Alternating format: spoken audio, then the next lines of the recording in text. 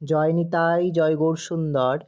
আজ শ্রী শ্রী পাশাঙ্কুশ একাদশী ব্রত ও আজ থেকেই 1 মাস ব্যাপী শ্রী শ্রী দামোদর ব্রতও কিন্তু আরম্ভ হয়েছে। তো আজ যেহেতু একাদশী, ঠাকুরজিদের সবার অভিষেক হয়েছে, শৃঙ্গার হয়েছে, সকলেই দর্শন করো। আমার অর্চন করাও হয়ে গেছে, ভোগ লাগানোও হয়ে গেছে।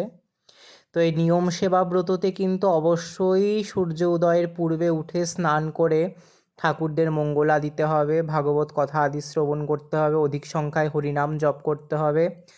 সামর্থ্য হলে হবিষ্যান্ন গ্রহণ করবে, অসামর্থ্য হলে বিশেষ কিছু কিছু সবজি বর্জন করে, তেল হলুদ বর্জন করে কিন্তু এই মাসে প্রসাদ পেতে হবে।